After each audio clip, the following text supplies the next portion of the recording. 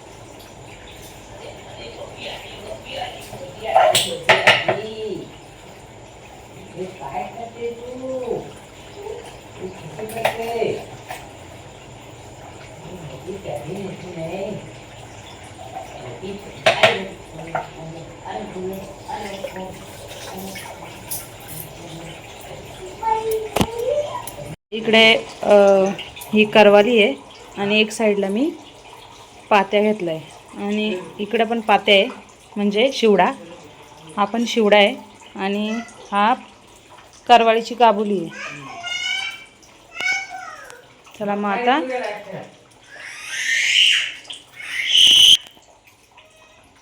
आता मी मच्छी फ्राय करते. आणि पात्याचं थोडंसं नॉर्मली असा बटाबटा रस्सा घालते.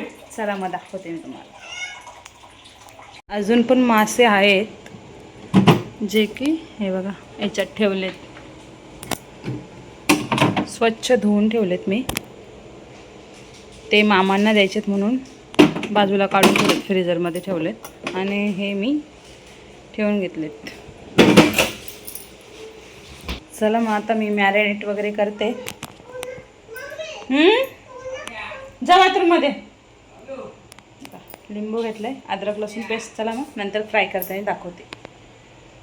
तर हे बघा, इकडं पात्याच्या बोट्या घेतल्यात इकडं कांदा, लसूण, टमाटर नाही घेत आणि कढीपत्ता.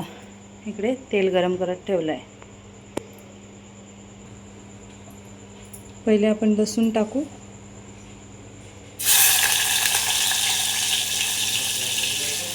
आणि कढीपत्ता टाकू. मच्छीमध्ये जास्त लसूण टाकायचा, टमाटर नाही टाकायचा. ही मला आईने शिकवले, कारण हा पात्याला जास्त शिजवायला नाही लागत, लगेच शिजतो. झाकण वगैरे नाही ठेवायला लागत पात्यावर. काही ठिकाणी शिवडा बोलतात, काही ठिकाणी पात्या बोलतात.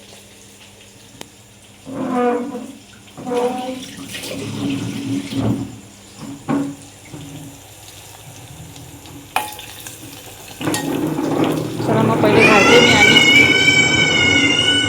आवाज जरा इग्नोर करा, बाबू मस्ती करतोय.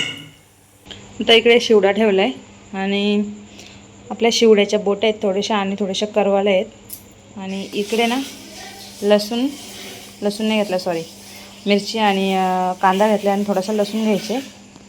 आणि ही आपली गाबुली आहे, ती आपण बुर्जी करणार आहेत. आता आपण स्वच्छ धुवून घेऊ गाबुलीला आणि बुर्जी बनवू. हे बघा, इकडे मी भाकरी वगैरे बनवून झाल्यात माझ्या. मस्त तांदळाच्या भाकरी केल्यात. हे बघा, इथं टिपावर ठेवून दिल्यात मी. आणि इकडं आपला शिवडा पण तयार आहे. आणि इकडं गाबुलीची बुर्जी होते. आणि आपला इकडे मॅरिनेट वगैरे करून ठेवलं आहे. इकडे मच्छी फ्राय झाले बघा, किती क्रिस्पी झाले. हे बघा आवाज कसा येतो. आणि इकडे पण फ्राय होते. हे बघा मॅरिनेट केलं आहे. बघा आपली मच्छी फ्राय झालेली आहे.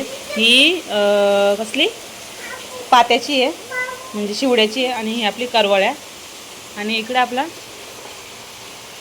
पात्याच्या बोट्यांचा रस्सा झालेला, रस्सा म्हणजे बटी केली आहे. आणि इकडे आपली अंड्याची बुर्जी, गाबुलीची बुर्जी. चला मग कसा वाटला ब्लॉग नक्की कमेंट करून सांगा. आणि नेक्स्ट ब्लॉग मी आता वल्गणीचा टाकणार आहे, मासे वगैरे पकडताना. चला मग भेटूया नवीन व्हिडिओमध्ये.